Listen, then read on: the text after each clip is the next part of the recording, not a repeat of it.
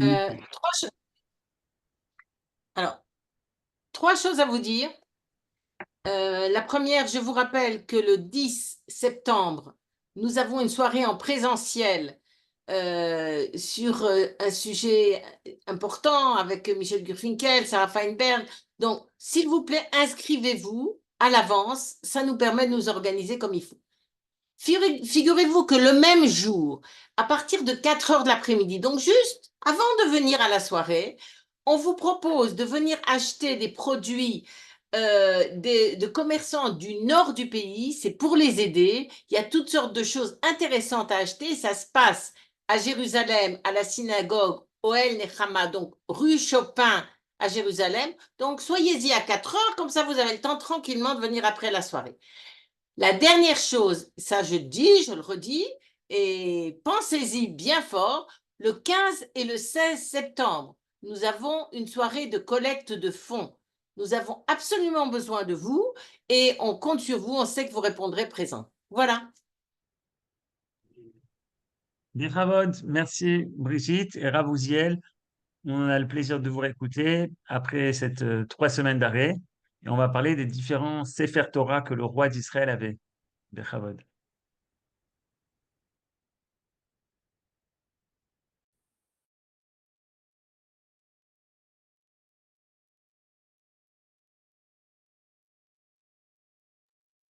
Ravouziel, on a un problème. On vous entend pas alors que votre micro est branché. Est-ce que maintenant ça marche? Voilà, ça marche. Ah, c'est bon. Le micro n'était pas bien branché. Voilà, merci. Et C'est à donc, vous. on va parler effectivement des Sifrei Torah. Alors d'abord, je vais vous amener, on va essayer de voir le texte lui-même de la Torah, dans lequel on va voir effectivement l'injonction qui demande au roi d'avoir des Sifrei Torah. Et après ça, on va essayer de comprendre quelle est la signification. Et comme on va le voir, ça dépasse très très largement le cadre simplement de la mitzvah de la Torah et du roi, etc. Et que ça va aussi véritablement nous faire rentrer dans on peut dire, les fondements même du régime politique en Israël. Et c'est ça ce qui va nous intéresser. Donc, on va commencer par le texte que vous avez devant vous. Alors, d'abord, la Torah, elle dit en fait deux versets, très simples. Elle nous dit donc que quand le roi, Shifto al-Kisem Amlarto, quand le roi va donc être élu, alors je rappelle que c'est pas vraiment une démocratie dans la Torah, hein, on est loin, il n'y a pas d'assemblée, etc. Il y a un Sanhédrin, mais c'est pas exactement la même chose et ça fonctionne pas de la même manière. Mais il y a une espèce d'accord du peuple pour la nomination du roi. C'est-à-dire que le roi doit être accepté par le peuple. Si vous relisez le Tanakh, notamment au moment de l'intronisation de Salomon, au moment de l'intronisation de David, on voit qu'il faut l'accord du peuple pour être nommé roi. Donc en tout cas, ici la Torah nous parle donc que le roi a été nommé. Et Katavlo Mishne à Torah Azot al Sefer. Il va écrire Mishne à Torah Azot al Sefer. Alors là, il y a une grande discussion entre tous les décisionnaires et les commentateurs. Que doit-il écrire exactement? Je ne vais pas rentrer dans les détails. D'après certains, il doit écrire que le livre de Devarim. D'après d'autres, il doit écrire toute la Torah. On va suivre l'enseignement de Rashi, du Rambam, du Ramban, du Ralbag, etc., qui disent qu'il doit écrire toute la Torah. Donc, Mishneh à Torah Azot, on va le voir tout de suite, c'est-à-dire qu'il va en écrire une seconde. Mishneh comme, on dit par exemple, il y a le roi et il y a le ministre, et en dessous du ministre, il y a le secrétaire d'État. Donc, Mishneh Lameler, celui qui est aide au roi. Donc là, ici, c'est un deuxième Sefer Torah, Milifne à Kohanim à Levi'im. Devant, qu'est-ce que veut dire Milifne? À partir de, selon, d'après les Kohanim et les Levi'im. Et pourquoi doit-il écrire un deuxième Sefer Torah? Ve'aita imo, ce Sefer Torah doit être avec lui, ve'karabo kol yemei chayav, et il doit l'étudier.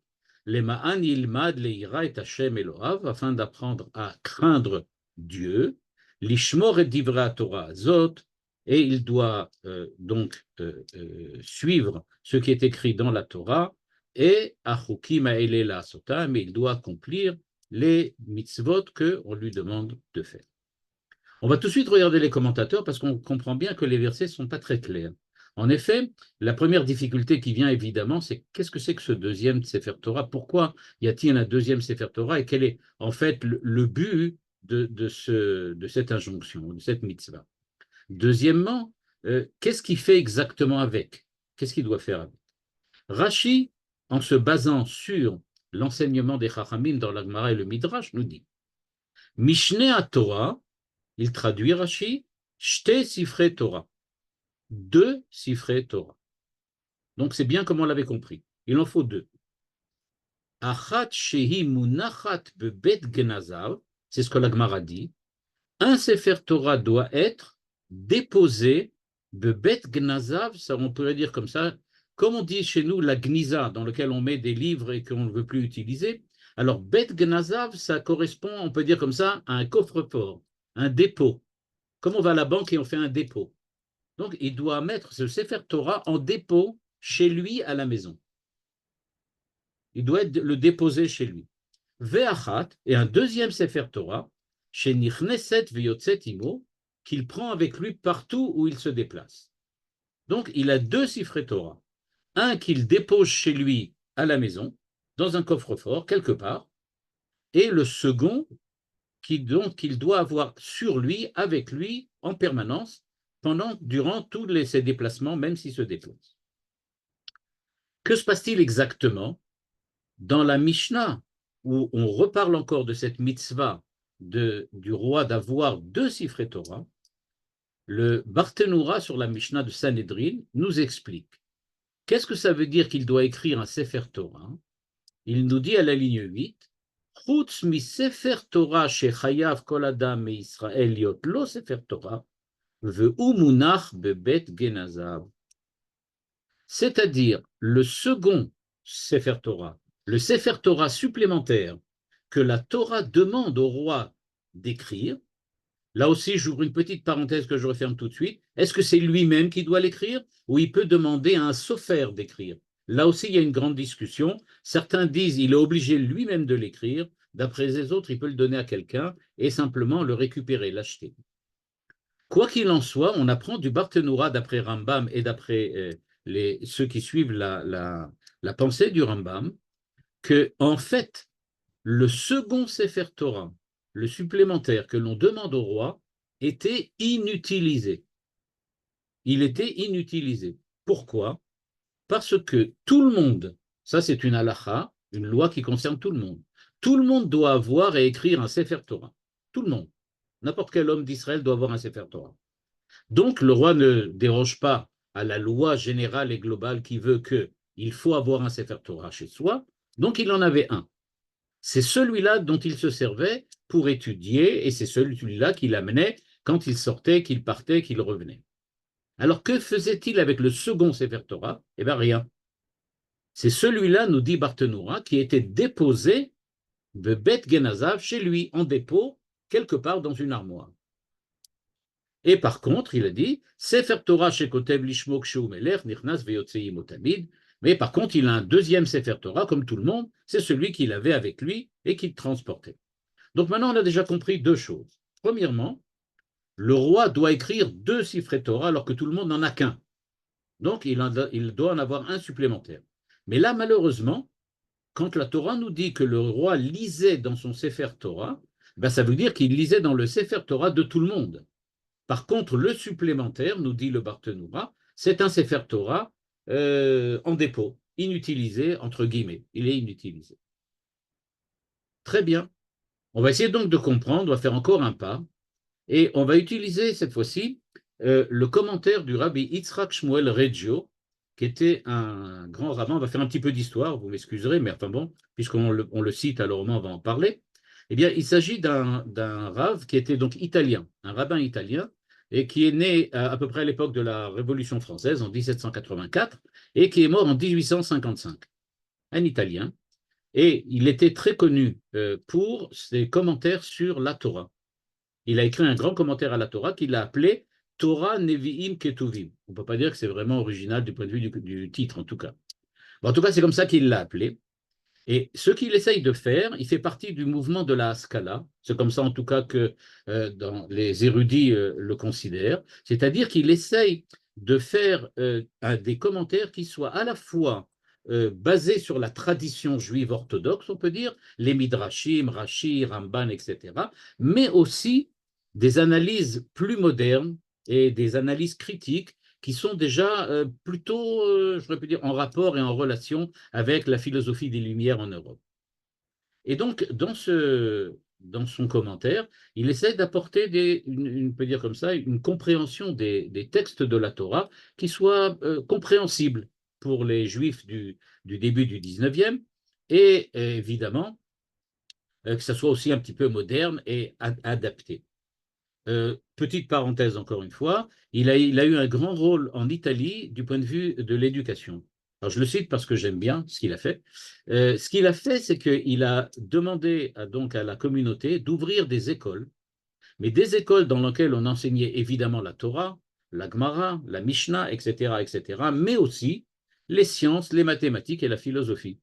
C'est-à-dire qu'il était ouvert et il voulait, comme c'était à l'époque, donc que les élèves apprennent aussi autre chose que la Torah pour pouvoir s'intégrer dans la société moderne. Toutefois, il y a une très très grande différence entre le Rav Yitzhak Shmuel Reggio et les autres, on peut dire les autres penseurs de la Haskalah, les autres penseurs on peut dire comme ça, de l'époque des Lumières juives au 19e.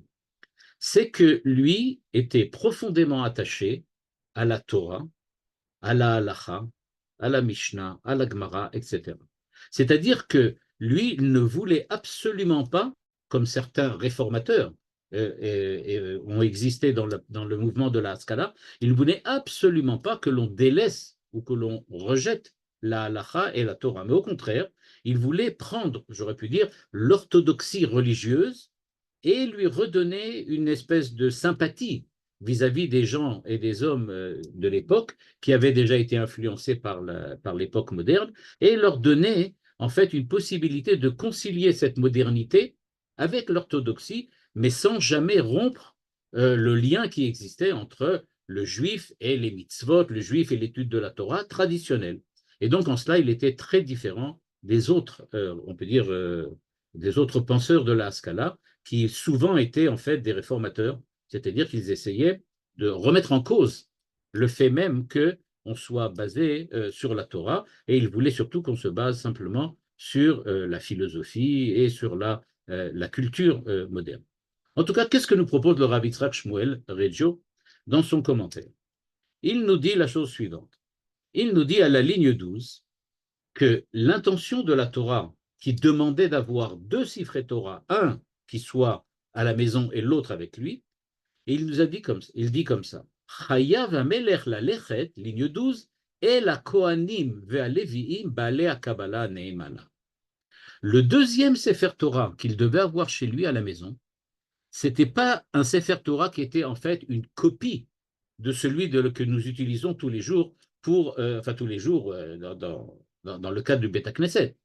Mais il devait aller voir les Kohanim et les Lévi'im, c'est pour ça que c'est écrit dans le verset, on l'a vu tout à l'heure, qu'il devait écrire un Sefer Torah d'après les Kohanim et les Lévi'im, qui devait lui transmettre oralement tout ce qui a été enseigné, commenté de la Torah, mais qui n'a pas été écrit dans la Torah. C'est-à-dire que ce n'est pas suffisant, dit la Torah, d'après le Rav Yitzhak Shmuel Reggio, ce n'est pas suffisant, dit la Torah, qu'il fasse comme tout le monde, c'est-à-dire qu'il ait le Pentateuch, comme on dit chez nous, qu'il ait le Pentateuch chez lui à la maison, ou même qu'il le transporte. Il faut avoir toute la Torah chez Béal Pé. Si tu n'as pas la Torah chez Béal Pé, tu ne comprends pas vraiment ce qui est écrit dans la Torah. Donc on dit au roi, ce n'est pas suffisant, tu vas maintenant diriger le peuple d'Israël, tu es le roi, ce n'est pas du tout suffisant de simplement connaître les versets de la Torah, tu dois aussi connaître tous les enseignements de la Torah chez Béal Pé. Parce que, dit-il, tu ne peux pas diriger le peuple si tu n'as pas aussi tous les enseignements de la Torah chez Béal Pé. Est-ce que c'est vrai aussi pour nous, nous qui ne sommes pas rois? Eh bien, le Rav Reggio nous dit que du point de vue de la halacha, on doit étudier la Torah, mais si vous regardez bien les enseignements de la halacha, vous allez découvrir que l'étude de la Torah peut, dans certains cas, on peut dire, se focaliser uniquement sur certaines parties de la Torah chez Birtav. Il faut faire Shema, il faut dire le Kriyat Shema tous les jours, etc., etc. C'est-à-dire que, en fait, l'étude de la Torah chez Baal Pé n'est pas, on peut dire, je ne veux pas dire que ce n'est pas une obligation ni que c'est indispensable, mais je veux dire que on peut dire que a posteriori, si tu ne l'as pas fait, mais que tu as étudié seulement la Torah chez Birtav, c'est-à-dire la Torah écrite, alors tu as accompli la mitzvah d'étude de la Torah. Quelqu'un qui n'étudierait que les versets du Tanakh a accompli la mitzvah de l'Imout Torah. On ne peut pas lui reprocher qu'il ne l'a pas accompli. Mais, évidemment, c'est mieux qu'il étudie aussi la Mishnah, la Gemara, etc. Par contre, nous dit le Rav Reggio, pour le roi, ce n'est pas du tout comme ça. Le roi est obligé d'étudier la Torah chez Baal Pé. Et donc, on lui demande implicitement et expressément d'aller chez les Kohanim et Lévim qui étaient chargés de l'éducation de la Torah et d'apprendre chez eux la Torah chez Birtav et la Torah chez Baal Pé. C'est pour ça qu'il avait un deuxième Sifrei Torah. Il avait un deuxième. C'est un Sefer Torah dans lequel il y avait évidemment écrit les mêmes versets que dans le premier, mais il les a écrits pendant que les Kohanim et Lévi'im lui ont enseigné le contenu de la Torah chez Baal Pé, et pas seulement, j'aurais pu dire, les mots et les phrases de la Torah chez Birta. C'est ce que nous dit le Rav Reggio quand il termine en disant, à la ligne 15, en bleu devant vous, Ameler Sheu Ish Asher Ruach Bo, Tsarich Lilmod Mipi HaKohanim Yoter Mima Shekatuv Batorah. Il ne peut pas se contenter de connaître uniquement les versets, un petit peu à la manière d'un ecclésiastique qui peut citer le Tanakh et qui connaît des versets par cœur. Ce n'est pas suffisant, nous dit le Rav Reggio. En tant que roi, il doit nécessairement aussi connaître tous les enseignements des Chachamim, tous les enseignements de Chazal, de la Torah chez Baal Pé, de la Halacha, etc., etc. Je rappelle, on va le voir tout de suite, que David et Shlomo sont très célèbres pour être aussi des hommes qui ont siégé dans le tribunal, le Sanhédrin, à l'époque où ils étaient rois. C'est-à-dire qu'ils avaient véritablement une connaissance approfondie, et j'aurais pu dire professionnelle, de la Torah chez Baal Pé. Ils étaient aussi des spécialistes de la Torah chez Baal Pé. Et donc, nous dit-il, même ce qu'il appelle Sitrei Advarim Areuyim le'anagat hamelachim ve'darke hanagid ba'am. Il existe dans la halacha et dans la Torah chez Baal Pé des enseignements qui concernent la façon dont le roi doit diriger son peuple, doit diriger le peuple. C'est écrit, mais c'est pas écrit explicitement dans la Torah chez Birtav, dans la Torah écrite. Et donc c'est cela aussi qu'il a appris des Kohanim et des Lévi'im, et c'est pour ça qu'on lui demande deux Sifrei Torah. Un Sefer Torah, ça consiste à savoir et connaître ce qui est écrit dans la Torah elle-même, c'est-à-dire les versets, c'est-à-dire le texte même de la Torah qui nous a été donné à Moshe par Moshe sur le mont Sinaï, et ensuite le reste du Tanakh, qui sont tous les livres du canon du Tanakh.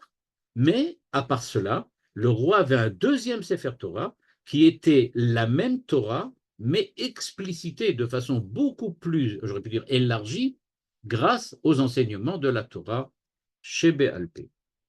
Donc, si on en reste là, il y a donc deux Sifrei Torah. Un avec lequel il doit se balader tout le temps, un qu'il doit avoir tout le temps en permanence avec lui, c'est le Sefer Torah de tout le monde, c'est-à-dire le texte même des versets. Alors, je ne veux pas un peu insister là-dessus, mais quand même, un petit peu, c'est pas grave.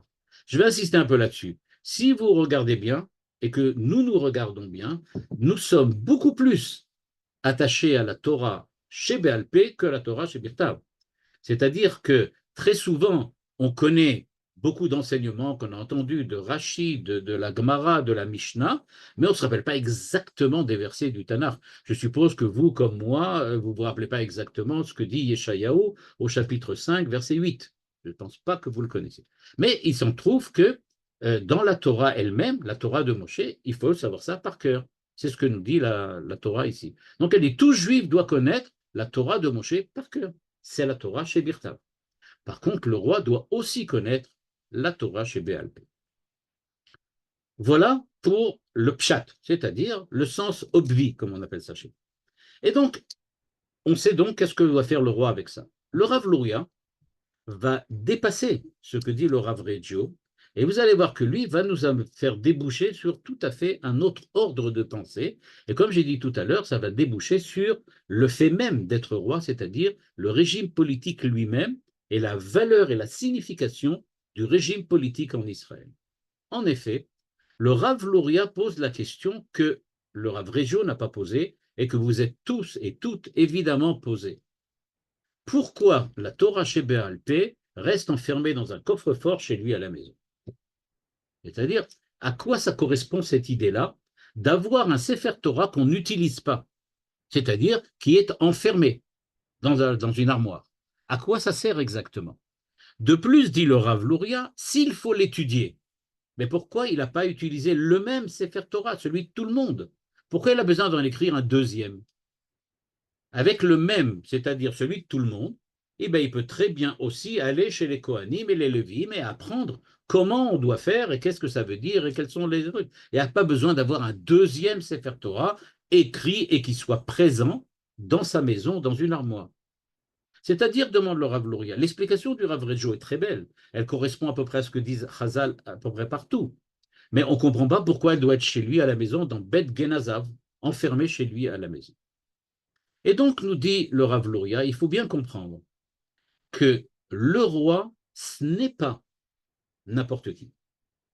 Ce n'est pas simplement qu'on lui demande de savoir un peu plus de Torah, ou bien qu'on lui demande même de savoir la Torah chez Béal Peh, ce que l'on ne demande pas nécessairement de tout le monde. Mais ce n'est pas ça. Il y a une différence fondamentale entre le roi et le reste. Pourquoi? Parce que, dit le Rav Luria, quand on regarde le Rambam, et que l'on regarde donc Maïmonide, et que l'on lui demande qu'est-ce que le roi doit faire avec cette histoire, eh bien il nous dit, je cite, c'est ce que cite le Rav Luria ici, à la ligne 25, il doit se consacrer à la Torah et aux besoins d'Israël jour et nuit. Jour et nuit. Bon, je ne demande pas si Binyamin Netanyahou le fait. On suppose que, en tout bien, tout honneur, c'est ce qu'il doit faire. Mais a priori, c'est ce qui est écrit. C'est ce que dit le Rambam. Si tu diriges Israël, tu dois étudier et te consacrer à la Torah et les besoins d'Israël. Vous remarquerez, petite parenthèse que je ferme bien évidemment tout de suite, c'est qu'il n'y a pas écrit qu'il doit s'occuper de lui-même. C'est-à-dire que ses propres intérêts, ses propres problèmes ne nous intéressent pas. Il doit s'occuper d'Israël et de la Torah. C'est ça qu'il doit faire. Le jour et la nuit. Bon, comme il est écrit, Ve'aita imo ve'karaba kol yomechaya. Parce qu'il est écrit que ce Sefer Torah qui l'accompagne doit être avec lui et il doit le lire en permanence. Et donc, nous dit le Rav Luria, ça veut bien dire que la manière dont le roi étudie la Torah, comme nous a dit le Rav Reggio, mais le Rav Luria va plus loin, mais pas seulement il étudie la Torah, mais il vit la Torah, est différent de ce que les enfants d'Israël globalement et généralement font. Il n'est pas quelqu'un comme tout le monde. Sa manière de vivre la Torah est différente. Il se consacre à la Torah et aux besoins d'Israël en permanence, jour et nuit. À tel point, nous dit le Rav Luria, qu'on sait très bien que David Améler, dans la Gemara de Brachot, se plaint. En effet, Dieu vient et lui demande de faire un certain nombre de choses, et il se plaint chez Dieu, il dit, mais regarde déjà ce que tu m'as imposé de faire. Non seulement je suis roi, c'est-à-dire que j'ai toutes les questions politiques sur la tête, les questions militaires, j'ai la sécurité, j'ai les problèmes extérieurs, j'ai les problèmes intérieurs, j'ai tout sur la tête, mais en plus, je fais partie du tribunal et je dois m'occuper d'une femme qui est impure et qui vient et qui dit que est-ce qu'elle est encore impure ou qu'elle n'est pas encore impure. Il dit, a priori, ce n'est pas vraiment mon problème. Mais je suis aussi obligé de m'occuper de ça. Et de la même manière, vous vous rappelez très bien l'histoire des femmes, des deux mères qui sont venues devant Shlomo pour lui dire qu'est-ce qui se passe, il y a un enfant qui est mort, il est à qui, il est à moi, il est à toi, etc. Donc, ce qui s'est passé, c'est qu'on voit bien que les rois étaient véritablement des décisionnaires, c'est-à-dire qu'ils étaient véritablement partie intégrante, j'aurais pu dire, de l'éducation toranique qu'il y avait en Israël à l'époque. Et donc, c'est ce qu'on appelle qu'il doit donc étudier la Torah, évidemment beaucoup plus que les autres, mais on voit bien que c'est aussi différent. Alors maintenant, le problème est de savoir, ça marche avec un Sefer Torah, très bien. Il prend ce Sefer Torah, il l'étudie, il connaît tout ça, et après ça, il va enseigner, ou il va juger, ou il fait partie d'un tribunal. Nous dit le Rav Luria, oui, mais vous n'avez pas compris que pour que la Torah puisse véritablement, j'aurais pu dire, interpénétrer la personnalité du roi au point qu'il se consacre à la Torah en permanence, notamment quand il dirige Israël, c'est-à-dire que je reprends les mots du Rav Luria et je les place en fait ensemble, à savoir le fait de se consacrer à la Torah et se consacrer à Israël, ce n'est pas deux fonctions du roi, c'est la même. Il se consacre à la Torah quand il s'occupe d'Israël et il s'occupe d'Israël quand il se consacre à la Torah. C'est-à-dire qu'il y a une interpénétration des deux fonctions du roi, l'étude de la Torah, la vie selon la Torah, j'aurais pu dire même l'existence de la Torah en lui, ou la Torah existentielle de sa propre personnalité, et la fonction qu'il a, fonction politique, d'être le roi. Être roi, c'est pas quelqu'un qui étudie la Torah, il va pas au kollel, il va pas à la yeshiva. Il est quelqu'un qui a déjà intégré complètement l'étude de la Torah, et c'est avec cette intégration de la Torah qu'il peut diriger véritablement le peuple. Inversement, quand il dirige le peuple, il ne le fait pas seulement en fonction des, j'aurais pu dire, des contraintes politiques ou les contraintes sécuritaires, mais il le fait aussi en fonction de ce que la Torah, qu'il a véritablement intégré en lui dit de faire. D'où nous dit le Rav Luria, pour en arriver là, c'est pas suffisant de simplement étudier la halakha. Étudier la halakha, c'est étudier comment on fait les mitzvot. Bon, ça marche bien. Mais pour le roi, il ne s'agit pas de faire les mitzvot, il s'agit de vivre véritablement une dimension d'existence qui soit une dimension existentielle de Torah. Pour lui, la Torah, ce n'est pas simplement un guide qui doit le guider dans la vie, c'est sa manière d'être homme, comme dirait Manitou. C'est son identité. Il doit être homme de Torah parce qu'il est le roi, parce que la fonction royale le requiert. Et donc, nous dit le Rav Luria, comme le dit d'ailleurs Manitou dans plusieurs de ses enseignements, c'est pas possible seulement à partir de la Mishnah et de la Gemara. Pourquoi? Parce que la Mishnah et la Gemara nous expliquent le comment des mitzvot, de l'accomplissement de la vie juive. Mais là, on parle de quelque chose qui est un niveau au-dessus. Il s'agit que de quelqu'un qui même, on peut dire, ou plutôt, qui surtout, lorsqu'il dirige le peuple, c'est-à-dire qu'il doit prendre des décisions politiques, doit être un homme de Torah. Il ne doit pas regarder dans le Shulchan Aruch qu'est-ce qu'il doit faire. Il doit être un homme de Torah quand il est un dirigeant politique. C'est-à-dire, il ne faut pas qu'il soit un Talmid Chacham ou un Rav ou un Dayan. Ce n'est pas ça le but. Le but, c'est qu'il soit un roi complètement imbibé par la Torah et l'esprit de la Torah, par la halacha, les mitzvot, etc. Et ça, ce n'est possible, dit le Rav Luria, que s'il a étudié auparavant une dimension différente de la Torah que la halacha, la Mishnah, la Gemara, et qui s'appelle, dans le langage courant, la Kabbalah. C'est-à-dire, nous dit le Rav Luria, comme le dit Manitou d'ailleurs, la Kabbalah, c'est pas comment déchiffrer l'accomplissement des mitzvot, mais c'est déchiffrer la destinée humaine dans l'histoire. Qu'est-ce que j'ai à faire? Comment dois-je faire? Et que dois-je, on peut dire, dans quelle direction je dois me diriger du point de vue de mon comportement, du point de vue de ma conduite, du point de vue de ma dimension historique. Et c'est cela, dit le Rav Luria, qui doit être précisément le contenu de ce deuxième Sefer Torah. Le deuxième Sefer Torah qu'on lui demande d'avoir et d'écrire, c'est un Sefer Torah, j'aurais pu dire, de la dimension de ce que le Rav Luria appelle Sitre Vesodot HaTorah, c'est-à-dire la Kabbalah. Cette dimension-là, on va le voir tout de suite, est celle qui permet à l'homme, tout celui qui étudie la Kabbalah en général, on essaye d'acquérir cette dimension, à savoir une dimension humaine qui permet d'être en contact avec le Créateur, mais pas d'un point de vue mystique. Je vois Dieu, c'est pas ça. mais je suis en contact avec la volonté divine, c'est-à-dire qu'à chaque instant de ma vie et de mon existence, je suis, j'aurais pu dire presque inconsciemment, toujours en permanence dans la voie de la Torah. Je n'ai plus besoin d'y réfléchir. La Torah est devenue ma seconde nature. C'est ça ce que la Kabbalah apporte. La Kabbalah apporte justement cette dimension existentielle qui est absolument indispensable au roi d'Israël. Bon là, évidemment, je présuppose que Binyamin Netanyahou n'est pas vraiment dans le cadre de ce que la Torah demande ici. Mais il n'empêche qu'il a la responsabilité du peuple d'Israël. Et donc, ce que nous dit ici le Rav Luria, il nous dit il y a donc une obligation dans ce deuxième Sefer Torah d'étudier les mystères, les sodotes de la Torah, et c'est obligatoire. Et c'est pour cela que ce Sefer Torah-là est chez lui à la maison, alors que l'autre, il le prend. Et pourquoi? Parce que la Torah dont le Rav Luria parle ici, la Torah de la Kabbalah, la Torah, on peut dire, de la dimension de relation permanente entre Dieu et le roi, est une Torah qui concerne l'intériorité de la conduite du roi. Ce n'est pas quelque chose qui est au niveau simplement de son comportement. C'est quelque chose qui est au niveau de sa personnalité.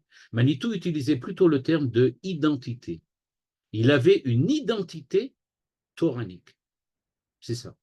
Avoir une identité toranique, c'est ça le second Sefer Torah. Celui-là, on le laisse à la maison. C'est-à-dire, il est en toi en permanence. Ce n'est pas le Sefer Torah que tu utilises dehors, c'est-à-dire qui montre comment tu te comportes, quelle mitzvah tu fais, comment tu fais la mitzvah, quand tu fais la mitzvah, avec qui, etc.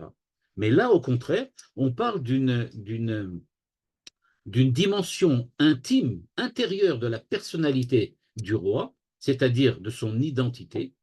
Et donc, c'est pour cela que le roi doit avoir un Sefer Torah, j'aurais pu dire, intime, intérieur, quelque chose qui est en lui. Ce n'est pas quelque chose qui est du niveau de comment on se comporte. Imaginez, je vais juste donner l'exemple, le code de la route. Ben, c'est important, a priori, nous dirait la Torah, que tout conducteur ait avec lui le livre du code de la route au moment où il conduit. C'est important. Pourquoi? Parce qu'il y a des fois, il ne se rappelle plus qu'est-ce qu'il faut faire, il ne faut pas faire. Le roi, ce n'est pas suffisant. Le roi, il ne doit pas avoir le livre du code de la route chez lui dans la voiture. Il doit savoir conduire. C'est-à-dire qu'il doit être capable de toujours réagir selon les lois du code de la route, où qu'il soit, quand il soit, dans n'importe quelle situation dans laquelle l'histoire l'a poussé ou l'a inséré. Et donc, ce que nous dit ici le Rav Luria, c'est qu'il ne peut pas donc être comme tout le monde, parce qu'il a une dimension politique, une dimension de dirigeant que les autres n'ont pas, et c'est pour cela qu'on lui demande d'intégrer la Torah d'une manière beaucoup plus profonde, beaucoup plus intime, et que son identité change. Alors pourquoi le roi? Eh bien, nous dit le Rav Luria, parce qu'il ne faut pas oublier, le roi, c'est celui qui doit, a priori, décider, prendre des décisions qui concernent l'ensemble d'Israël. Aujourd'hui, si vous remarquez, en Israël, on aime bien, en général, on aime bien discuter, on aime bien aussi manifester, on est tous, on aime bien comme ça donner notre avis. Ah, c'est très important, c'est vraiment très important. Mais il faut en fin de compte que quelqu'un prenne une décision. Alors, on n'est peut-être jamais d'accord avec les décisions que prennent nos dirigeants, c'est justement pour ça qu'on les a choisis, comme ça on peut se permettre de dire qu'on n'est pas content d'eux. Et donc, au moment où les dirigeants prennent une décision, en fait, ça concerne chacun d'entre nous. Ils prennent une décision qui nous concerne tous. Et donc, il faut que cette décision soit prise en ayant une connaissance parfaite de ce que Dieu demande et de ce que Israël attend. Et donc, la connaissance, j'aurais pu dire générale, profonde, globale, qu'il doit avoir à la fois d'Israël et de la volonté de Dieu concernant Israël, c'est précisément ce qui doit être le contenu de ce deuxième Sefer Torah. Et c'est donc pour ça, nous dit le Rav Luria, que chacun d'entre nous doit se comporter selon ce qui est écrit dans la Torah. C'est pour ça qu'on doit avoir une Torah écrite. Lui doit aller beaucoup plus loin que ça. Il doit avoir une Torah en permanence avec lui. Ce n'est pas une Torah qu'il prend avec lui, c'est une Torah qu'il est. Et EST. C'est-à-dire qu'il est devenu Torah, d'une certaine façon. Et donc, toutes les décisions qu'il prend, toutes les choses qu'il fait, doivent être véritablement selon, au diapason de ce que la Torah, j'aurais pu dire que la Kabbalah enseigne, c'est-à-dire la Torah de la volonté de Dieu, nous développe. Alors, qu'est-ce que, en fait, qu'est-ce que le Rav Luria ici, en fait, essaye de nous montrer? En fait, si on regarde bien, nous dit le Rav Luria, vous pouvez découvrir que cette idée-là, que la Torah possède deux dimensions, c'est pas quelque chose de nouveau. Et là, je vais développer un peu plus le point, le Rav Luria va nous aider aussi. En effet, si vous l'avez bien remarqué, le Rav Luria semble dire qu'il y a deux Torahs, a priori. A priori, il y en a deux. Pourquoi il y en a deux? Eh bien, parce que il y a une Torah qui est une Torah, j'aurais pu dire, du comportement habituel commun de chacun d'entre nous, mais il y a une Torah mystérieuse, secrète, la Torah de la Kabbalah, qui est une Torah qui concerne la manière dont Dieu dirige le monde et dont l'homme doit se mettre au diapason pour pouvoir lui aussi comprendre la façon dont il doit lui aussi se diriger dans le monde. Quelqu'un demande sur le chat, est-ce qu'il y a déjà eu un dirigeant de cette sorte? Oui, il y en avait deux, a priori. Un s'appelait David et l'autre s'appelait Shlomo. C'est à peu près les seuls. On dit que Hiskiyahu aussi, c'était bien. Donc, c'est ça, c'est ce genre de personnalité qu'on attend. Nous dit le Rav Luria, on a lu dans la paracha de Shemot des versets qu'on n'a pas compris. Mais on ne sait pas grave, comme ça fait longtemps, on les a déjà oubliés, alors on est tranquille. Voilà ce que disent les versets. Les versets disent, et vous allez voir tout de suite que le parallèle est saisissant, entre le roi avec ses deux Torahs et ce qui est écrit dans le livre de Shemot. Le roi a donc deux Torahs, deux Sefer. Eh bien, il se trouve que dans l'arche sainte du tabernacle, il y avait aussi deux Sefer. Je ne sais pas si vous l'avez remarqué, il y en avait deux. Pourquoi? Parce qu'on nous dit que vous avez les versets devant vous, je les traduis très rapidement. Vous devrez créer une arche sainte dans laquelle vous allez mettre dedans à Edout Asher Eten Elecha. La Edout. Puis il est écrit, vous allez faire par-dessus un couvercle en or au-dessus de l'arche, dans lequel il y a là-bas deux anges, et vous allez mettre dedans la Edout, le témoignage que je vais vous donner. Et évidemment, tous les commentateurs demandent, mais pourquoi deux fois? Eh bien, tout simplement parce qu'il y avait deux choses à mettre à l'intérieur. La première chose qu'il y avait à mettre, c'était un livre de Torah, comme celui que nous avons aujourd'hui. Mais à part cela, il fallait mettre aussi les tables de la loi. Si on regarde bien, dit le Rav Luria, il y a encore autre chose qui est énorme. Au moment où Dieu dit aux enfants d'Israël, vous allez sortir d'Égypte, vous allez partir 3 mois pour recevoir la Torah dans l'endroit que je vous indiquerai. C'est ce qui est écrit dans le livre de Shemot. Si vous regardez bien là-bas et vous comptez, 3 mois à partir de Sivan, on tombe quand? Eh bien, on tombe en Tammuz, 17 Tammuz, c'est-à-dire le jour où Dieu a apporté les tables de la loi. Donc, on voit bien que dans l'arche sainte qui se trouvait dans le tabernacle, il y avait donc bien deux Sifrei Torah. Il y avait les tables de la loi et la Torah écrite, un Sefer Torah, comme on l'a, nous, au Beth Knesset. Ça vient bien souligner, ça vient bien souligner qu'il y a deux dimensions à la Torah. Les tables de la loi correspondent à la relation personnelle qui se crée entre Dieu et le peuple. Le Sefer Torah, c'est l'enseignement que Dieu a donné par l'intermédiaire de Moshe aux enfants d'Israël. Donc on retrouve bien, dit le Rav Luria, cette même dimension et cette même idée, à savoir que le roi qui représente, d'après la halacha, le cœur d'Israël, l'identité même d'Israël, il doit donc être au diapason de l'Arche sainte, il est un peu comme l'Arche sainte, et il doit avoir lui aussi ces deux dimensions-là. La dimension de la Torah qui apporte la relation avec Dieu, avec la volonté divine, c'est-à-dire ce qui nous permet de nous diriger dans la vie et dans l'existence, et la Torah qui concerne la vie juive, on pourrait dire, c'est-à-dire tout ce qui concerne les mitzvot et le reste, tout ce qui est écrit dans la Gemara et dans la Mishnah, évidemment. Je vais essayer un petit peu de développer maintenant. Alors, quelles sont ces deux dimensions, en fait? En fait, si on regarde bien, la Torah qui est cachée, entre guillemets, dans la maison du roi, celle qui est Bet Genazav, elle correspond bien à l'arche sainte qui est à l'intérieur du temple. C'est vraiment une arche, c'est quelque chose d'enfermé. Et donc, ça pourrait bien montrer, a priori, que les tables de la loi représentent ce qui reste nécessairement enfermé. Le Sefer Torah lui-même, peut-être le sortait-on au moment où il y avait le roi, au moment de Hakel, etc. On se servait du Sefer Torah qui était dans l'arche. Mais les tables de la loi, on ne les sortait jamais, notamment après qu'elles aient été brisées et que c'était seulement les tables brisées qu'on a mis dedans, et avec les nouvelles tables aussi. Bon, il y a toute une grande discussion là-dessus. En tout cas, on voit bien déjà apparaître cette première, j'aurais pu dire, particularité, cette première spécificité. Il y a donc une dimension intérieure cachée de la Torah, comme les tables de la loi. Les tables de la loi étaient véritablement le but de la sortie d'Égypte. C'est ce que Dieu a dit. Au bout de 3 mois, je vous donnerai la Torah. Mais 3 mois, ce n'était pas le 6 Sivan, c'était en Tammuz, quand ils ont reçu les tables de la loi. C'est ça le but. Le but, c'est de transformer tous les êtres d'Israël, tous les hommes d'Israël en rois d'Israël. C'est-à-dire qu'ils soient véritablement de la dimension de l'identité d'Israël.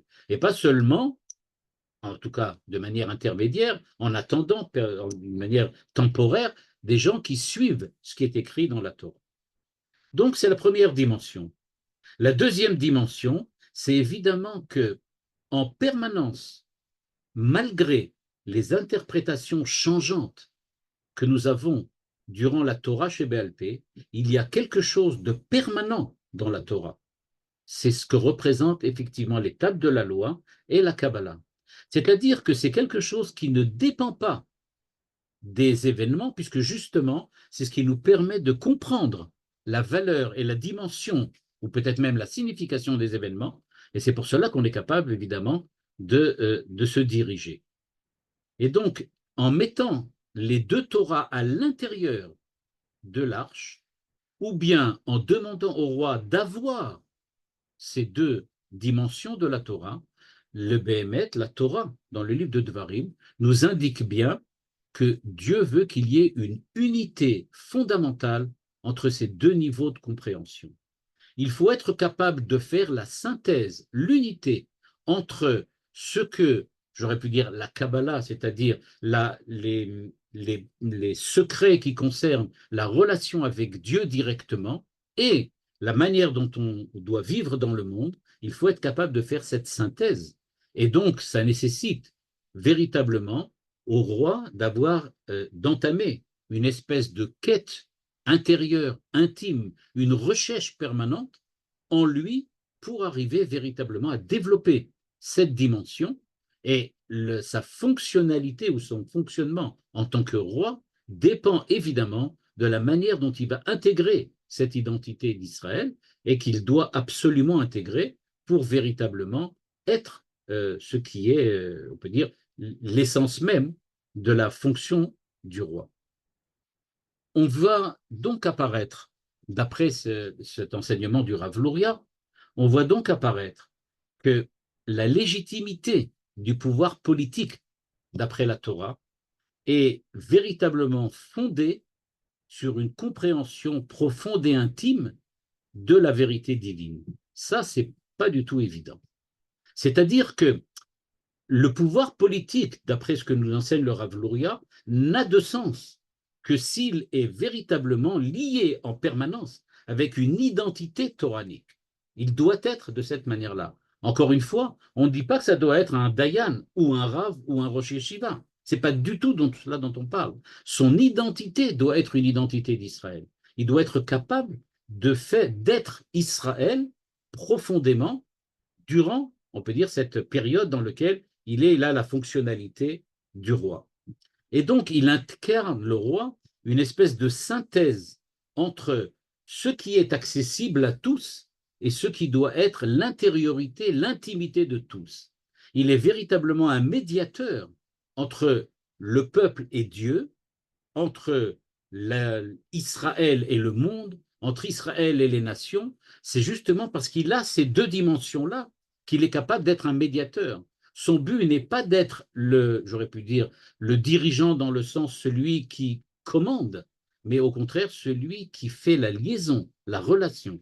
Ce que l'on voit dans la fonctionnalité, j'aurais pu dire même politique du roi, c'est que son but, c'est d'être un intermédiaire. Il n'est pas du tout celui qui commande le peuple. Il n'est pas, j'aurais pu dire, l'officier supérieur. Il n'est pas celui qui dirige les armées. Ce n'est pas ça du tout dont on parle. C'est quelqu'un qui doit être, au contraire, un médiateur. Et de ce point de vue-là, la Torah est extrêmement claire. Elle dit, il doit commencer par être un homme comme tout le monde, c'est-à-dire avoir un premier Sefer Torah. Il doit étudier la Torah, la Mishnah, la Halacha, tout ça, il doit les étudier comme tout le monde. Mais ce n'est pas suffisant. Il doit ensuite dépasser cela et arriver à obtenir, grâce à sa recherche intérieure, une espèce d'identité nouvelle qui lui donne quelque chose de véritablement nouveau à lui-même, pour revenir ensuite à une gouvernance du peuple qui soit éclairée par cette nouvelle identité qu'il a acquis. C'est-à-dire, il démarre comme tout le monde, il devient quelqu'un de différent parce qu'il acquiert, grâce à l'étude approfondie, une espèce d'identité nouvelle, mais ce n'est pas pour rester dans les espaces mystiques. Ce n'est pas du tout le but. Le but, c'est de revenir à une gouvernance qui soit digne, effectivement, d'un. Autre dimension sur laquelle on n'a pas tellement parlé, c'est pourquoi on demande au roi d'écrire la Torah. Pourquoi ne lui demande-t-on pas simplement étudie, sait, va savoir, va chez un maître, étudie? Non. Pourquoi a-t-il besoin d'écrire? Or, ce que l'on voit, on voit véritablement que l'écriture joue un rôle fondamental ici dans la loi, on peut dire, concernant le roi. Le roi doit écrire. Et pourquoi doit-il écrire? Enfin, lui ou quelqu'un d'autre. En tout cas, il faut qu'il y ait une dimension scripturale. Cette dimension scripturale, elle a pour véritablement sens de donner à l'écriture comme une interface dynamique. C'est-à-dire, c'est pas un texte. La Torah n'est pas qu'un texte. C'est ce que nous apprend ici la Torah. Elle nous dit, le roi a une Torah écrite. En fait, cette Torah écrite, qui est la Torah de tout le monde, elle se fonde sur une autre Torah, qui est la deuxième Torah du roi, qui est, j'aurais pu dire, la Torah exceptionnelle, la Torah de la relation avec Dieu, la Torah qui connaît la volonté divine. Ça veut dire que la Torah ne se termine pas avec ce qui est écrit. Il y a quelque chose de beaucoup plus profond derrière. C'est ça précisément ce qu'on lui demande de faire. C'est de montrer que l'on peut écrire cette Torah exceptionnelle. Cette Torah exceptionnelle, à lui de l'écrire. Et comment l'écrit-il? Il l'écrit par sa personnalité, par son identité, par son charisme, par sa manière d'être homme. C'est comme cela qu'on écrit cette Torah-là. Ce n'est pas une Torah qu'on va écrire seulement sur du claf, sur du parchemin, avec une plume. Mais il va falloir l'écrire dans la réalité. La réalité doit être véritablement, j'aurais pu dire,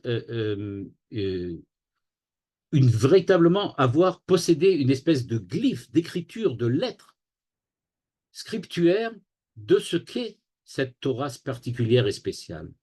Et donc, le roi va se trouver comme médiateur, comme je disais tout à l'heure, il se trouve comme médiateur dans une position extrêmement intéressante. Il est à la fois celui qui écrit, mais qu'est-ce qu'il écrit? La Torah qu'il a véritablement transformée en identité. Donc, il a une identité nouvelle, une identité de Torah, qui lui permet d'écrire une Torah qu'il va pouvoir interpréter et donner aux hommes. C'est-à-dire que son rôle de médiateur, c'est aussi un rôle éducatif. Il doit être capable de transmettre cette deuxième Torah à l'ensemble des enfants d'Israël. Et donc, le corps politique, et c'est cela exceptionnel, devient en fait le lieu d'un processus d'étude un processus, on pourrait dire, herméneutique, de compréhension du texte, d'interprétation du texte. Le roi qui connaît la Torah de tout le monde est capable aussi de l'expliciter selon les principes de l'identité toranique qu'il a acquise grâce à l'étude de ce que l'Ouria appelle l'étude de la Kabbale, c'est-à-dire ce qui fait véritablement le sens profond de la Torah. Et tout cela pour en fait en arriver au point que on pourrait dire, d'une certaine façon, je me permets de le dire, mais que chaque décision politique du roi doit être vue par les enfants d'Israël comme une forme de commentaire, d'explication de la Torah. C'est-à-dire, imaginez de quoi on parle. On parle d'un roi pour lequel on est capable d'utiliser tout ce qu'il fait, tout ce qu'il dit, toutes les décisions qu'il prend, comme une espèce d'exemple sur la manière dont on doit comprendre la Torah. Sa vie devient exemplaire au sens où il suffit de regarder le roi, prendre ses décisions, faire ce qu'il fait, pour apprendre ce que la Torah demande à un homme, globalement, de faire dans la vie. Et donc, c'est véritablement une espèce de vie de jurisprudence. Il est tout le temps, par son comportement, un exemple parfait de ce que doit être véritablement la Torah. Le Rav Luria termine en disant pourquoi, en fin de compte, les tables de la loi sont plus importantes que la Torah écrite. Parce qu'on le voit bien, c'est ça. Le but de la Torah, c'était les 3 mois, c'est donc de recevoir les tables. Pourquoi les tables de loi sont tellement plus importantes que la Torah? Franchement, et soit dit en passant, nous-mêmes, les tables de la loi, on ne les connaît pas vraiment et on ne voit pas très bien en quoi, même si maintenant on les découvrait et qu'on les amenait au musée d'Israël et qu'on nous montrait, voilà les tables de la loi que Moshe a données sur le mont Sinaï, on ne voit pas très bien ce que ça va nous apporter de plus que ce qu'on a fait jusqu'à maintenant et la Torah qu'on connaissait déjà. Or, nous dit le Rav Luria, la Torah que nous connaissons aujourd'hui, c'est bien une Torah qui véritablement prend son véritable sens parce que derrière elle, il y a la compréhension de la Torah exceptionnelle, celle dans laquelle on voit dans le cadre de l'arche du tabernacle, il y a les 2 anges qui représentent la relation particulière entre Dieu et Israël. Donc c'est quelque chose de très particulier. C'est une Torah de relation. C'est une Torah qui nous définit la façon dont nous allons nous mettre face à la transcendance, face à Dieu. Alors, cette Torah-là, où se trouve-t-elle quand on a reçu la Torah de Moshe? Est-ce qu'elle était là ou elle n'était pas là? Eh bien, nous dit le Rav Luria, elle y était. Mais où? Elle était le blanc qui se trouvait derrière les lettres noires. Nous avons l'habitude de lire les lettres noires du Sefer Torah, c'est-à-dire, elle est ce que la Torah nous dit, c'est-à-dire les mots, les phrases. C'est ça qu'on sait lire, les versets, les chapitres. Tout ça, on sait les lire, c'est noir sur blanc. Mais nous dit le Rav Luria, le noir n'a de valeur que parce qu'il y a du blanc derrière. Et qu'est-ce qu'il y a dans le blanc? Ben, dans le blanc, il y a la Torah exceptionnelle, cette Torah-là qui nous dit quel est le sens profond des lettres noires qu'il y a par-dessus. Et ça, on l'a eu grâce aux tables de la loi. Je vous rappelle que les tables de la loi, le Midrash nous dit qu'on pouvait les lire des 2 côtés à la fois. On pouvait les lire dans les 2 sens. Comment était-il possible? Ben, c'était des lettres très particulières. Elles étaient capables de tenir elles-mêmes, c'est-à-dire elles n'avaient pas besoin de blanc derrière. Elles étaient à la fois noir et blanc. C'est pour ça qu'on a eu besoin des tables de la loi. Les tables de la loi, c'est ce qui nous permet de faire cette liaison, cette relation entre la Torah exceptionnelle que Moshe n'a pas dévoilée à tout le monde, qui est la Torah qu'on appelle de la Kabbalah, c'est-à-dire celle qui nous donne accès à la volonté divine dans l'histoire, dans le monde, dans la providence divine, et notre vie particulière, et la Torah, qui est celle du comportement juif, à savoir respecter les mitzvot, respecter ce que la Torah nous demande de faire en permanence. Et donc, c'est pour cela que tout ce qui concerne l'identité d'Israël, qui concerne la profonde intimité toranique que chacun doit acquérir, se trouve pas dans le noir, il se trouve dans le blanc qui supporte le noir. Et c'est ça véritablement, nous dit le Rav Luria, ce qu'on a appris quand on a reçu les tables de la loi. Donc pour résumer, on a appris donc, d'après le Rav Luria, que le régime politique en Israël, c'est-à-dire ceux qui ont la responsabilité de diriger le peuple d'Israël, doivent avoir en fait deux choses particulières. La première chose particulière qu'ils doivent avoir, c'est d'avoir une dimension intime intérieure qui soit digne d'être en relation directe avec la volonté divine, ce qu'il a appelé ici la Kabbalah. C'est la première dimension. Ensuite, évidemment, ils doivent savoir respecter ce qui est écrit dans la Torah et être capables, deuxième dimension maintenant, de l'enseigner, d'être des éducateurs. Ils doivent être capables d'être des intermédiaires, c'est-à-dire être un exemple vivant de ce que chacun d'entre nous doit devenir. Alors, comme j'ai dit tout à l'heure, je suppose qu'une partie de nos dirigeants politiques n'ont pas encore, pour le moment, acquis cette dimension. Je ne sais pas quand est-ce qu'ils l'acquériront ou l'acquériront. On espère le plus tôt possible, parce que me semble-t-il que c'est à ce moment-là qu'on pourra véritablement dire que le Mashiach est arrivé. Toda Rabba. Merci beaucoup, Arav. Et voilà, si vous avez des questions, vous pouvez ouvrir vos micros, c'est le moment. Et, oui, je voulais demander à Rav,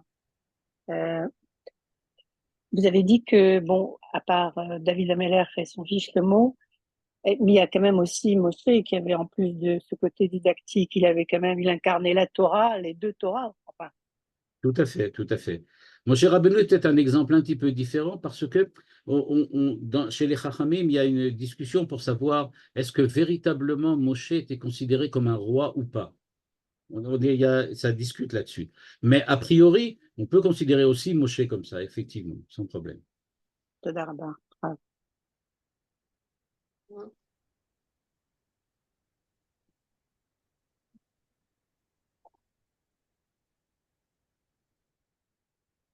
Daniel, on t'entend pas.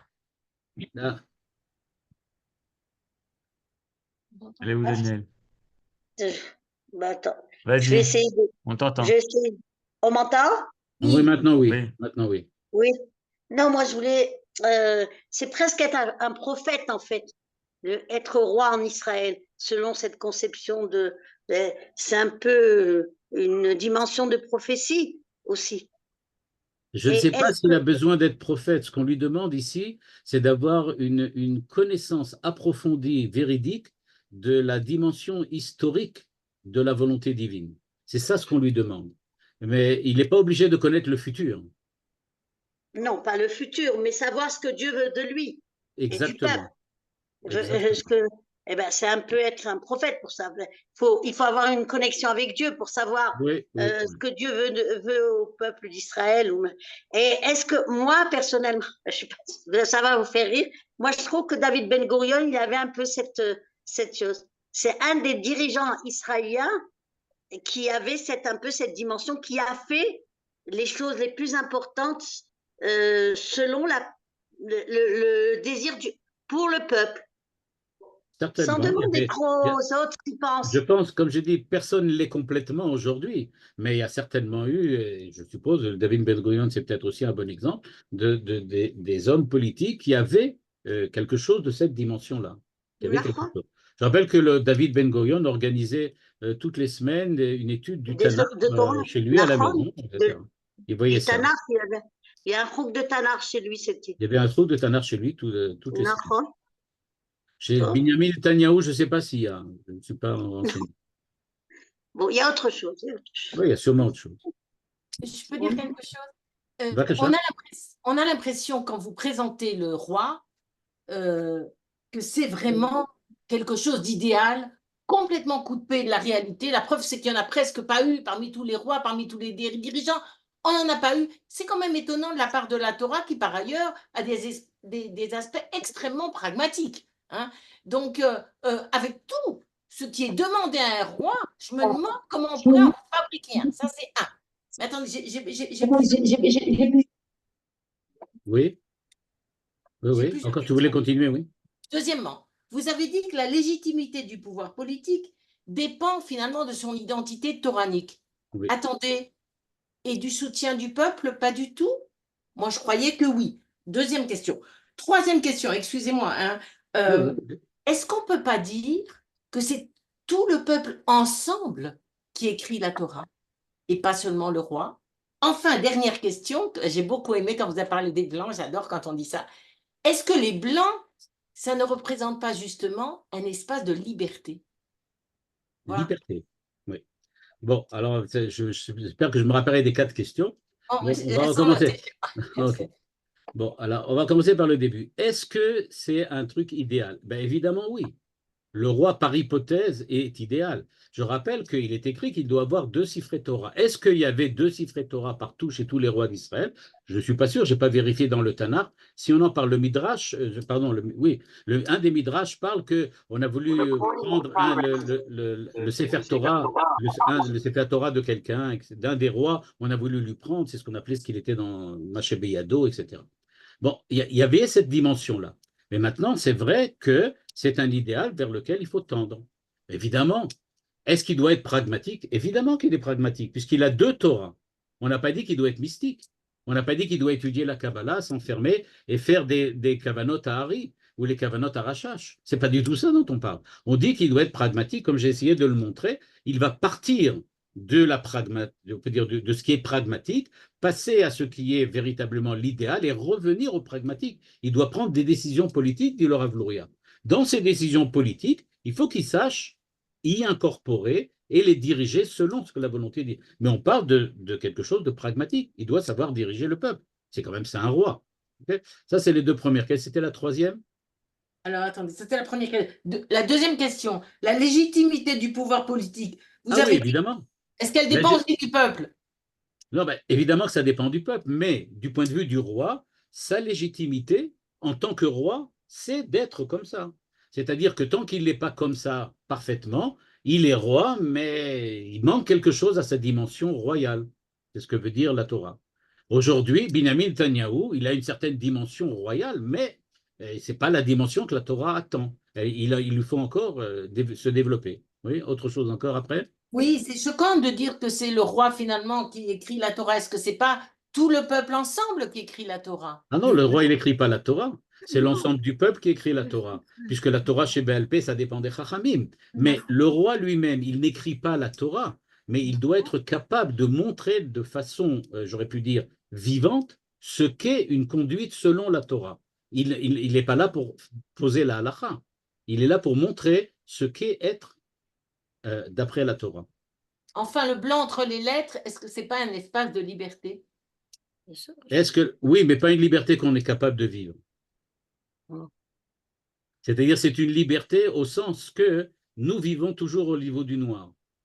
Alors, c'est un espace de liberté, si on peut dire, c'est la liberté qui est derrière, qui est l'arrière-plan de la contrainte dans laquelle nous vivons. Les contraintes naturelles, les contraintes vivantes de l'existence, etc. On vit dans un monde de contraintes, on n'a pas le choix, mais c'est vrai que derrière ces contraintes, il y a une liberté fondamentale. C'est le blanc, mais on ne peut pas y vivre. Nous, on est dans le noir. Mais je peux faire une référence. Le roi n'est pas élu par le peuple, c'est de père en Non, mais fils. j'ai dit que d'après le Tanakh, il doit avoir une certaine forme d'acceptation ou de consentement du peuple. Une certaine forme. Comment? Il y a une certaine forme. David, c'est les Névim, pratiquement les prophètes. Mais on voit par exemple notamment obligés. au moment de la nomination de Shlomo ou bien de Avshalom, on voit bien qu'il y a quelque chose qui se joue au niveau du peuple. Que le peuple, les prophètes, etc., les représentants du peuple doivent aussi intervenir. Mais ce n'est pas la démocratie telle qu'on la connaît. C'est pas la démocratie. Mais évidemment, ce n'est pas la démocratie. La Torah écrite ne connaît pas la démocratie, ça n'existe pas. Moi, je voulais poser une petite question à Rav-Uziel. Attendez, il y a un monsieur qui voulait poser, le pauvre, il n'a pas eu su. C'est pas grave, allez-y, laissez parler à ça. Merci beaucoup. Non, je voulais dire, malgré ces 2 modèles dont on a parlé, David Ameller et Shlomo Ameller, ils ont quand même péché quelque part. On a bien dit à Shlomo de ne pas avoir beaucoup de chevaux, de femmes, d'argent, etc. Donc, quelque part, même s'ils incarnent la Torah vivante, il y a les faiblesses de l'être humain, quoi. Je veux dire. Je suis tout à fait d'accord, ça correspond justement à la réponse que j'avais donnée tout à l'heure, c'est-à-dire qu'il y a une dimension humaine, il y a une dimension humaine. Oui, je l'ai échappé. Véritablement. Et d'ailleurs, la question que vous posez, elle est précisément la réponse. Votre question, c'est la réponse. C'est-à-dire que précisément, il y a une dimension humaine et chacun l'exprime de sa manière, et donc on fait aussi des erreurs. D'accord. Toda Rabba. Bonsoir Rav, merci pour ce cours. Je ne comprends pas très bien comment les tables de la loi sont la Kabbalah et l'explication de la Torah. Comment ça c'est possible? Parce que, d'après le Rav Luria, les tables de la loi, ce n'est pas l'enseignement véritable, on peut dire direct des halachot, des mitzvot, de tout ce qu'il y a dans la Torah que nous connaissons, mais c'est l'arrière-plan de ce qu'il y a derrière. C'est ce qu'il y a derrière la Torah. C'est pour ça qu'elles sont écrites et qu'elles sont gravées, mais d'une certaine manière qui permet de les lire dans toutes les directions. C'est-à-dire qu'il y a dans les tables de la loi une dimension qui n'est pas une dimension d'enseignement intellectuel, mais qui est une dimension de vécu. Elles sont vivantes à leur manière. Les tables de la loi ont une espèce de vie intérieure. C'est ce que veut dire le Rav Luria. Et donc, grâce à cela, ça leur permet de donner une dimension différente à l'étude de la Torah elle-même. Parce qu'elles sont gravées. Parce qu'elles sont gravées, parce qu'elles sont écrites. Je ne suis pas rentré ici dans le problème de la différence entre gravé et écrit, mais il y a quelque chose de très intéressant. C'est que le noir et le blanc, ce sont deux choses différentes complètement. Le blanc est posé et on dépose de l'encre noir sur le blanc.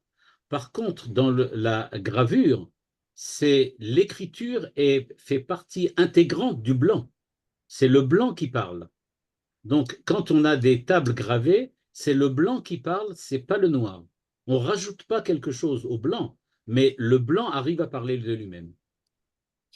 Il y a tout un problème qu'il faudrait rentrer métaphysique, c'est le problème de la limitation qu'on impose à l'infini.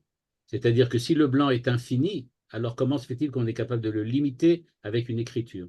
Mais ça dépasse un peu le cadre de ce qu'on fait ici. Bonsoir, Chodesh Tov, Shabbat Tov et bonjour. Brigitte, pour Brigitte, peut-être vous venez de le dire en fin de compte, si ce qui est gravé, c'est le blanc, c'est bien écrit Harut et Herut. D'où la dimension de liberté. Je ne sais pas pourquoi ce qui est caché dans la Torah du roi, ça me fait penser à Moïse qui revenait avec le Matzvé. Il se couvrait le visage. Donc, il se dissimulait un peu la manière dont, ce que vous venez de dire, dont le Sefer du roi, il est caché. Il y a quelque chose dans le masque aussi qu'on retrouve à Purim, qui est très intéressant. À Purim aussi, on revient à la dimension cachée en se masquant. C'est-à-dire que qu'est-ce qu'on fait en mettant un masque? On montre que tout ce qu'on fait pendant l'année, c'est qu'un masque, c'est quelque chose d'extérieur. Il y a quelqu'un derrière ce masque. On ne le voit plus à Purim, mais c'est pour ça qu'on dit, tiens, mais il a disparu, où il est? Et c'est celui-là qu'on recherche, celui qui est derrière le masque. J'avais vu une fois le Rav, je crois que c'était le Rav Levi Nachmani, qui nous avait dit une fois que dans un masque, on voit seulement les oreilles, en fait. Il n'y a que les oreilles qui sont encore d'origine, on peut dire, dans le visage. C'est la seule chose qui reste. C'est-à-dire ce qui entend la Torah, ce qui est capable de comprendre et d'entendre. C'est-à-dire, on dit, quand tu mets un masque, écoute. Tu mets un masque pour écouter. C'est ça qui est important. Qu'il reste cette dimension d'écoute. Moi, je me posais une question, puisque pour un roi, il est très important d'avoir cette identité toranique. Pourquoi ce n'est pas important également pour nous tous? C'est-à-dire, si on ne voulait pas simplement pratiquer, mais comprendre ce qu'il y a derrière de façon à ce que ça soit vraiment intégré, pourquoi n'a-t-on pas les mêmes règles?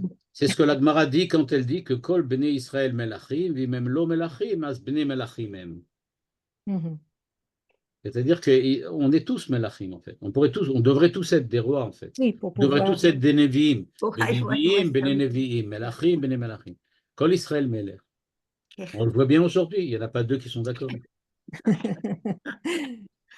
Et une autre question subsidiaire, c'est justement un être humain tout seul, peut-être ne peut-il pas justement être cet idéal.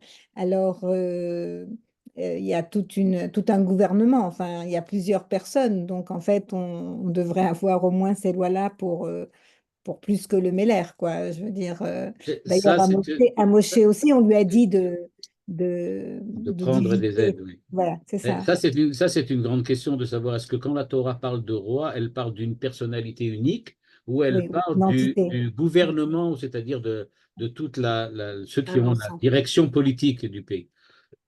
Aujourd'hui, on a tendance à expliquer que le roi, c'est pas seulement une seule personnalité, mais c'est l'ensemble d'un gouvernement. Merci. Merci pour tout. תודה רבה. יופי, כל טוב. תודה, תודה.